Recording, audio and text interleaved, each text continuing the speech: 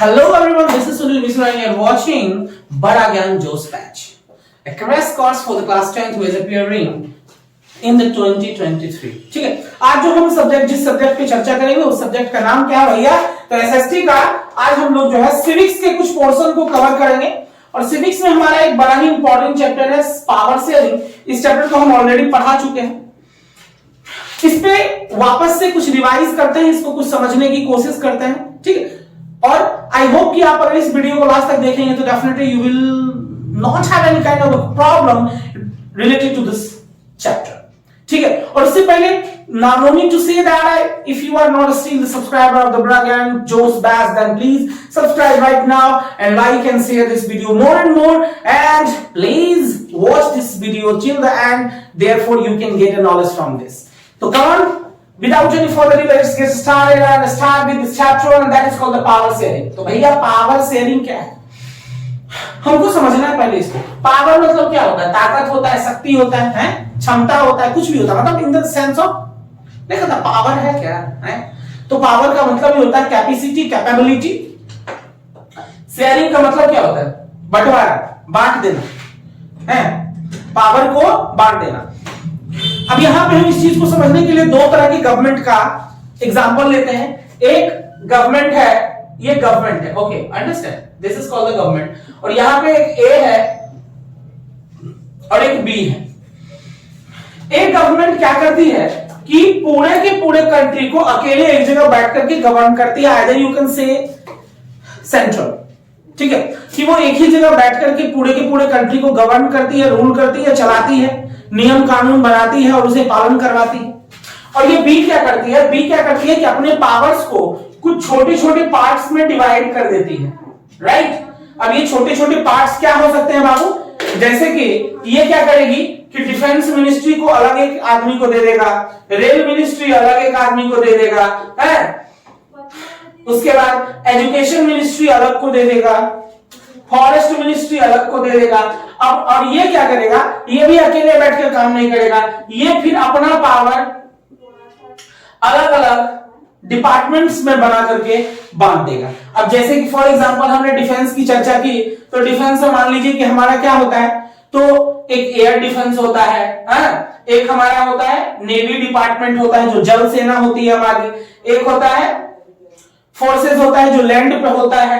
तो अब ये क्या किया, उसके आधार पर बांट दिया, ये ऐसे, यानी फाइनली एक जगह से चला और वो पावर जो है पूरे छोटे छोटे अंदाज में बढ़ जाता है। अब ये दो तो हम कंडीशन देखे, and now main thing is that कि भैया which form of government is better, this और दिस? आपके ख्याल से क्या होना चाहिए? चाहे तो आप कमेंट में अपने विचार रख सकते हैं। वैसे मेरे ख्याल से जो फॉर्म है वो ये ज्यादा बेहतर होगा, है। कहीं सर जी ऐसा क्यों? बी फॉर्म क्यों होगा बेहतर? क्योंकि देखिए अगर एक व्यक्ति एक जगह बैठ करके पूरे कंट्री को गवर्न करता है, सारा नियम कानून का फैसला खुद ही लेता है, तो उस परिस्थिति में हो या ना हो, चाहे या ना चाहे, किसी न किसी रूप में इनजस्टिस नहीं हो पाएगा, वो पूरी तरह से न्याय नहीं हो पाएगा, लोग जनता के तक जो है उसका मैसेज नहीं पहुंच पाएगा या काम प्रॉपर्ली नहीं हो पाएगा। जैसे आप ही घर में काम करते हैं, जैसे मान लीजिए अभी सरस्वती पूजा आ रहा है, तो सरस्वती पूजा में आप 2-4-5 लड़के मिलकर के काम करते हैं, तो क्या होता है कि बांट लेते हैं डिपार्टमेंट। तुम मूर्ति देखो, तुम प्रसाद देखो, तुम डेकोरेशन देखो, तुम टेंट देखो, है, तुम भसान का व्यवस्था करो, करते हैं ना। तो ये क्यों करते हैं कि एक आदमी पे बर्डन न हो, एक के वो अकेले आदमी सारा दौड़ते रहेगा तो भैया भोर से रात हो जाएगा, काम होगा कुछ नहीं, दौड़ेगा जाता। तो यहाँ पर भी कुछ काम वैसे ही है। अब यहाँ पे क्या है कि पावर जो है ना छोटे छोटे पार्ट्स में डिवाइड है। जैसे हमारा शरीर क्या है, पूरा बटा हुआ है, ऑर्गन सिस्टम है, ऑर्गन है, टिश्यू है, सेल्स है, तो ये छोटे छोटे पार्ट्स में डिवाइड है और वो सब मिल करके पूरा एक हमारा बॉडी बनाता है। ये मकान है तो छोटे छोटे ईंट में डिवाइड है, या छोटे छोटे ईंट से मिल करके हमारा ये पूरा मकान बना है। तो हमारे पावर शेयरिंग में ये मेरे को इसलिए अच्छा लगा, या जनरली लोगों की पसंद होगी, क्योंकि यहाँ पे जो पावर्स है वो कई छोटे छोटे भागों में विभाजित है और वो हर विभाग अपने काम के लिए रिस्पॉन्सिबल है, वो उसका एक खास जुरिस्डिक्शन है, क्षेत्राधिकार है, और वो उसी के अंतर्गत काम करेगा। कोई भी डिपार्टमेंट दूसरे डिपार्टमेंट में टांग नहीं अड़ा सकता है, उसके काम में इंटरफेरेंस नहीं कर सकता है। सो दैट्स व्हाई हम कह सकते हैं कि power sharing is definitely a desirable and this is the good process of the government. अब हम अगर बात करते हैं आपके चैप्टर की शुरुआत की, तो यहां पे दो स्टोरी से शुरू करता है, बेल्जियम और श्रीलंका। दोनों जो है छोटा छोटा देश है, ठीक है, कोई बहुत बड़ा बड़ा देश नहीं है। बेल्जियम की अगर हम बात करें तो ये यूरोप का एक छोटा सा देश है, ठीक है, यूरोप का एक छोटा सा देश है, बावजूद इसमें कॉम्प्लेक्स है, सिचुएशन थोड़ा टफ है भाई। क्यों टफ है कि अगर इसके टोटल पॉपुलेशन की हम बात करते हैं तो उस टोटल पॉपुलेशन में 59%, we are talking about the Belgium, तो इसका जो 59% है वो फ्लैमिश रीजन में रहते हैं। अंडरस्टैंड, ये लोग फ्लैमिश रीजन में रहते हैं और ये जो है डच बोलते हैं। और ये कौन सा भाषा बोलते हैं? तो ये डच बोलते हैं। Point number 1 and point number 2। और बाकी अगर हम 40% की बात करते हैं तो बाकी 40% जो है वो दूसरे रीजन में रहते हैं। वो दूसरा रीजन हमारा है वैलोनिया रीजन, वैलोनिया रीजन में रहते हैं ये 40%। और ये जो है फ्रेंच बोलते हैं, ठीक है, ये कौन सी भाषा बोलते हैं बबुआ? तो ये बोलते हैं हमारा फ्रेंच। और बच गया 1%, तो वो दोनों बोलता है, ठीक है। और या जनरली खासतौर पर ये 1% जो है, इसको अगर हम बताएंगे तो चलिए ये एक अलग ही लैंग्वेज बोल रहा है, 1% जर्मन बोलता है। अब हम अगर इथिकल कंपोजिशन देखेंगे तो 59% फ्लेमिश रीजन में रहता है, डच बोलता है, 40% वैलोनिया रीजन में रहता है और वो फ्रेंच बोलता है, और 1% की अगर हम बात करें तो ये क्या बोलता है? ये जर्मन भाषा को बोलती है। तो टोटल हमारा 100% हो गया। अब लेकिन यहां पे थोड़ा सा ट्विस्ट क्या है बाबू? तो ट्विस्ट जो है उसको जरा सा हम देखते हैं।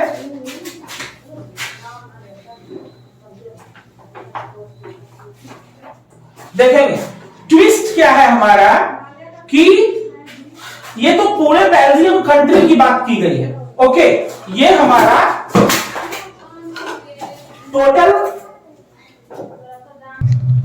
लेकिन सिचुएशन थोड़ा सा उल्टा क्या देखते हैं कि बेल्जियम का जो कैपिटल है ना वो ब्रसेल्स है, ठीक है, और वहां पे प्रॉब्लम क्या है कि 80% पीपल जो है वो फ्रेंच बोलते हैं। अब यहां पे हम क्या देखते हैं? फ्रेंच माइनॉरिटी में है, यहां क्या देखते हैं? मेजॉरिटी में है। 20% डच बोलते हैं, यहां 59% डच बोलते हैं। अब देखेंगे, अब यहां समस्या क्या है कि जो लैंग्वेज पूरे कंट्री में माइनॉरिटी में है वही लैंग्वेज कैपिटल सिटी में मैक्सिमिटी में है, और जो यहां माइनॉरिटी में है वो यहां मैक्सिमम क्वांटिटी में है। अंडरस्टैंड? और माइनॉरिटी जो फ्रेंच स्पीकिंग पीपल है यहां पे कम्युनिटी, वो रिलेटिवली पावरफुल है, ज्यादा रिच है, प्रॉस्पेरस है। तो इस दो भाषा के आधार की वजह से 1950s के टाइम पे और 1960s के टाइम पे वहां पे बहुत ज्यादा टेंशंस हो जाते हैं कि भैया इस लैंग्वेज को प्रमोट करो, इस लैंग्वेज को नेशनल लैंग्वेज बना दो। समझ सकते हैं कि हमारा भारत कितना महान है, क्योंकि यहां पे हर कुछ किलोमीटर पे बोली बदल जाता है, हर कुछ किलोमीटर पे ट्रेडिशन बदल जाते हैं, धर्म बदल जाता है, जाति बदल जाता है, परंपराएं बदल जाती है, फिर भी we are under a flag. So that's why we can think that what are we and what the power we have. इसलिए बोला जाता है इंडिया इज द बेस्ट। और यहां पे दो भाषा है, कितना टकराव है, मात्र एगो दो भाषा एगो दिख रहा है, एगो फ्रेंच दिख रहा है, एगो डच दिख रहा है। हाँ माइनॉरिटी में जर्मन वगैरह भी है, लेकिन उसकी कोई गिनती नहीं है क्योंकि मैक्सिमम लोग तो फ्रेंच और डच बोल रहे हैं। बट अनफॉर्चुनेटली यही दो भाषा की वजह से 1950 और 1960s में समस्या हो गई थी। ठीक है, अब हम आते हैं थोड़ा सा स्टोरी देख लेते हैं किसका, श्रीलंका का, जो दूसरा देश के बारे में हमने चर्चा किया था। ठीक है, श्रीलंका में हम क्या देखते हैं, श्रीलंका आपको भी पता है हमारे भारत के जस्ट नीचे में एक छोटा सा देश है जो हमारा रिलेटिव है, और ऐसा है कि हमेशा भारत के मैप के साथ वो एकदम सौगात में आता है, वो साथ में रहता है। वहां में जनरली हम दो भाषा को देखते हैं, एक सिंगला भाषा को देखते हैं और दूसरा कौन सी भाषा देखते हैं, तमिल्स देखते हैं। वहां पर माइनॉरिटी में कौन सी भाषा है, तमिल, वो मात्र 18% लोगों के द्वारा बोली जाती है, जबकि सिंगला भाषा जो है वो 74% लोगों के द्वारा बोली जाती है। ओके, और अगर हम इन तमिल्स को डिवाइड करते हैं तो तमिल्स जो है वो दो ग्रुप में डिवाइड होते हैं, पहला श्रीलंकन तमिल और दूसरा इंडियन तमिल। इंडियन तमिल 5% है और श्रीलंकन तमिल जो है वो 13% है। इंडियन तमिल्स जो है वो वही तमिल्स हैं जिनके फोर फादर्स एंसेस्टर्स जो है वो यहां से प्लांटेशन वर्क करने के लिए, यानी काम करने के लिए, मजदूरी करने के लिए अंग्रेजों के द्वारा श्रीलंका ले जाए गए थे। जनरली ये लोग भारत के ही निचली क्षेत्र, साउदर्न क्षेत्र से बिलोंग करते हैं, और वो वहीं पे गए और फिर वहीं पे रस गए, बस गए, वहीं पे वो रहने लगे। तो वही सारे लोग जो है वो इंडियन तमिल्स जो है कहलाते हैं। ये हम अभी कंपोजिशन देख रहे हैं, और इसमें से अगर हम सिंगला स्पीकर्स की बात करें तो ज्यादातर सिंगला स्पीकर्स जो है वो बुद्धिस्ट है, और मोस्ट ऑफ द तमिल्स जो है या तो वो हिंदू है या फिर वो मुस्लिम है, और 7% जो है वो क्रिश्चियन है। क्रिश्चियन में तमिल स्पीकर्स भी है और सिंगला स्पीकर्स भी हैं, यानी क्रिश्चियन में जनरली कोई एक भाषा नहीं है, वो तमिल भी बोल रहे हैं, सिंगला भी बोल रहे हैं। सिंगला स्पीकर्स ज्यादातर किस रिलीजन को फॉलो करते हैं, तो बुद्धिस्ट रिलीजन को, और मोस्ट तमिल्स जो है वो हिंदूज और मुस्लिम्स हैं। देखिए, उसके बाद हमारा जो चर्चा होता है मेजोरिटेरियनिज्म इन श्रीलंका, तो यहां पे मेजोरिटी में कौन सी भाषा थी, मेजोरिटी में जो हमारी भाषा थी वो सिंगला थी। ठीक है, और इस वजह से इसको ऑफिशियल लैंग्वेज जो है वो डिक्लेयर कर दिया गया।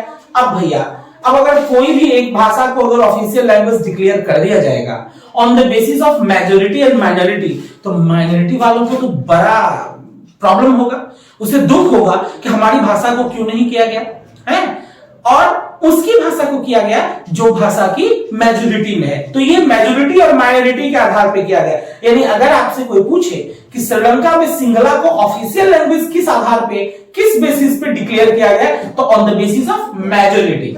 ठीक है, और उसके बाद क्या होता है, श्रीलंकन तमिल्स जो है वो पार्टी लॉन्च करते हैं, स्ट्रगल करते हैं, यानी अब वहां से श्रीलंका में एक गृहयुद्ध की स्थिति उत्पन्न हो जाती है, क्योंकि जो तमिल्स थे वो मानने को तैयार नहीं थे कि हम सिंगला को ऑफिशियल लैंग्वेज डिक्लेयर होने देंगे, और सिंगला तो ये मानने को ही तैयार नहीं था कि ये क्यों रहते हैं तमिल्स लोग, इनकी जनसंख्या ही 18% है, चलो पहली फुर्सत में इसको निकालो यहां से। ठीक है, तो मोरल ऑफ द स्टोरी कि सिंगला का तमिल से नहीं पटरी बैठ रहा है और तमिल का सिंगला से नहीं, दोनों एक दूसरे के साथ 36 का आंकड़ा है, कोई एक दूसरे के भाषा को अडॉप्ट करने को तैयार नहीं है।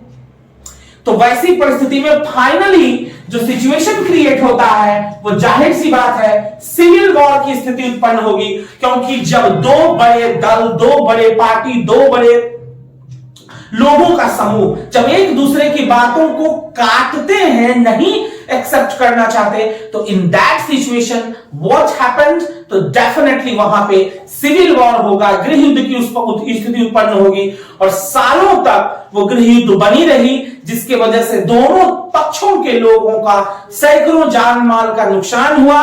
और ये सारा जो खेला हुआ वो किस चीज की वजह से, तो भैया मेरे लैंग्वेज को प्रमोट करो, वो बोल रहा है मेरे लैंग्वेज को प्रमोट करो। अब एक नजर डाल लें जरा हम बेल्जियम की समस्या पे, तो एकोमोडेशन इन बेल्जियम में क्या होता है 1970 से 1993 के बीच, बिटवीन द 1970 टू 1993, ठीक है, ये 23 साल के पीरियड में कॉन्स्टिट्यूशन 4 बार अमेंडेड किया जाता है, 4 बार सुधार होता है एक चीज के लिए, ठीक है, और फाइनली गवर्नमेंट ने घोषणा किया कि भैया हमारे लिए फ्रेंच और डच दोनों लैंग्वेज जो है वो समान है, उसमें कहीं कोई तरह का दिक्कत नहीं है। जो आदमी जिस भाषा के साथ आगे बढ़ना चाहे वो आगे बढ़ सकता है। और finally what is language? Language is the medium by the we can express our view. हम अपनी बातों को ही तो एक्सप्रेस करते हैं एक लैंग्वेज के लिए, और एक लैंग्वेज की वजह से इतना बखेड़ा क्यों खड़ा करना? ब्रुसेल्स को जो है एक सेपरेट गवर्नमेंट मिल जाता है, और कम्युनिटी गवर्नमेंट का भी जो है इसमें प्रावधान दिया जाता है। कम्युनिटी गवर्नमेंट क्या हुआ भैया, जरा इसको समझेंगे।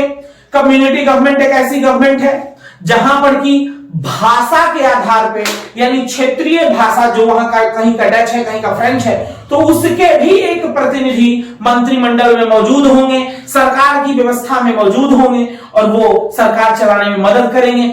या कहें तो अपने भाषा के लोगों की समस्याएं या उनकी जरूरतों की मांग को वो वहां पे गवर्नमेंट में रखेंगे। तो this is called the community government, जहां पर कि वहां उस कम्युनिटी का एक representative will be the part of the government. इसके बाद हमारे एक पॉइंट को अगर हम कवर करें तो why power share is desirable. इस सवाल का जवाब हम आपको चैप्टर के शुरुआत में ही दे दिए थे। तो जो बच्चा बीच में डायरेक्ट एंट्री मारे हैं तो आप चैप्टर को शुरू से देख लीजिए कि पावर शेयरिंग ज्यादा अच्छा क्यों है, क्योंकि ये एक ऐसा सिस्टम होता है जहां पर कि सभी को कुछ न कुछ काम बांटा जाता है, और सभी के सर पे अलग अलग कामों की रिस्पॉन्सिबिलिटी होती है, उनका अलग अलग जुरिस्डिक्शन होता है, जिसके वजह से काम बेहतर हो पाता है, क्योंकि डिस्ट्रीब्यूशन होता है और एक ही काम को अलग अलग डिपार्टमेंट्स में छोटे छोटे पैमाने पे बांट करके, क्योंकि ये काम एक के लिए दो के लिए नहीं, हजारों लाखों सैकड़ों करोड़ों लोगों के लिए होता है। तो दैट्स व्हाई जितने ज्यादा लोग उसमें इन्वॉल्व होंगे वो उतने ज्यादा बेहतर तरीके से उस काम को या देश की भलाई के लिए कर पाएंगे। इसलिए आज ज्यादातर लोगों की जो सोच है वो ये है कि पावर शेयरिंग ये एक अच्छा चीज है और होना चाहिए। अब सवाल उठता है कि जब पावर शेयरिंग अच्छा है या पावर शेयरिंग से हमारे देश का भला हो सकता है, तो सवाल उठता है कि इसके फॉर्म क्या क्या होंगे। तो पहला फॉर्म को अगर हम बात करें तो ये हॉरिजॉन्टल डिस्ट्रीब्यूशन ऑफ पावर होगा, जिसमें कि पावर को डिफरेंट ग्रुप्स में बांटा जाएगा, जैसे कि एग्जीक्यूटिव है, लेजिस्लेटिव है, जुडिशियरी है। एग्जांपल हमारा भारत, जहां पर कि हमारे पूरे शासन व्यवस्था को, पूरे गवर्नमेंट सिस्टम को क्या कर दिया गया, 3 भागों में बांट दिया गया। ब्रह्मा विष्णु महेश के सिद्धांत पे कि भैया एक जो है नियम को बनाएगा, दूसरा उसका पालन करवाएगा, और नहीं अगर पालन किया तो तीसरा उसका जुडिशियरी उसको पनिश करने का काम करेगा। यानी लेजिस्लेटिव, एग्जीक्यूटिव एंड जुडिशियरी, ये 3 system, this is called the horizontal distribution of power.